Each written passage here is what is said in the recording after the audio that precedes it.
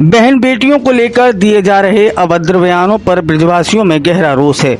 गुरुवार को मथुरा मार्ग स्थित कैलाश नगर के सामने प्रेम वाटिका में विभिन्न संगठनों की बैठक हुई, जिसमें ऐसे बयानों की कड़ी निंदा की गई।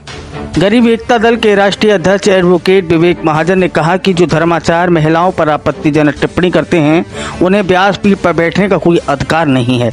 उन्होंने एक प्रसिद्ध संत द्वारा हाल ही में बहनों के आंकड़ों को लेकर दिए गए बयान पर आपत्ति जताई और कहा कि यदि उनके पास कोई तथ्य हैं तो सार्वजनिक करें। पंडा महासभा अध्यक्ष श्याम सुंदर गौतम ने कहा कि कुछ कथावाचक मातृशक्ति पर अनर्गल बातें बोलकर समाज में गलत संदेश फैला रहे हैं। ऐसे संतों को पराजित करना चाहिए और मर्यादा में रहकर बोलना चाहिए। बैठक में ब्रजवासी, पंडा सभा वृंदावन, क्षत्रिय महासभा, गरीब एकता दल, अर्पिता फाउंडेशन सहित अनेकों सामाजिक व व्यापारिक संगठनों के प्रतिनिधि उपस्थित रहे।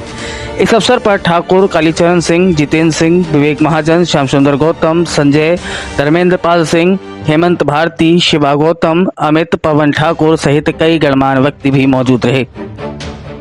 बैठक हुई, उसमें सभी संगठनों के द्वारा वीरवानंद महाराज एवं अनुदाचार्य जी के द्वारा जो बातें कही गई, सब लोगों ने उसकी निंदा की है और घोषणा की है कि वो किस युग में जी रहे हैं, अभी तक ये पता नहीं।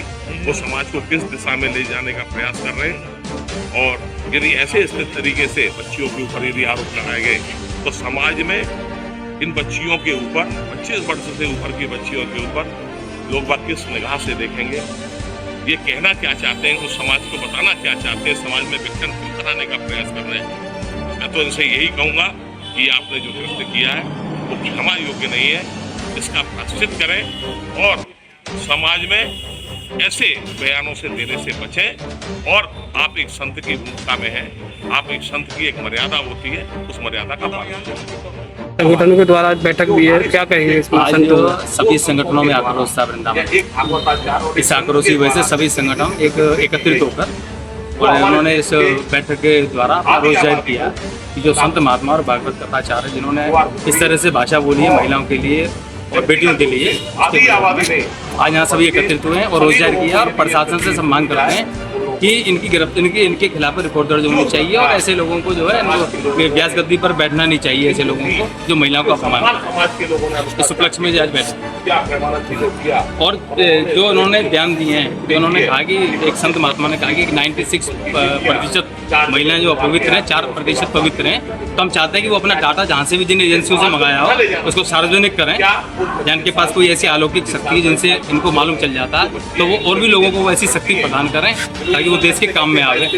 और एक जो राम राज्य में जो रावण का रथ उतार रहे हैं, कह रहे हैं कि रावण रथ लेकर आता है, महिलाएं लिखकर उनको बुलाती हैं और स्वयं ही चलकर चले जाती हैं। वो रथ हमने आज तक देखा नहीं है, तो हम चाहते हैं कि वो रथ की कुछ क्लिपिंग इनके पास हो, कुछ विजुअल हो, वो रथ भी वो उनको दिखाना चाहिए। और ये जो कह रहे हैं कि ये ज़्यादा पैसे कमाने वाली महिलाएं चले जाती है, पत्नियां भाग जाती हैं ज़्यादा पैसे कमाने वाले, तो उनके हिसाब से जो वो कह रहे हैं तो यहाँ जो बड़े बड़े उद्योगपति उनके पास हजारों करोड़ों पत्नियां हो जानी चाहिए।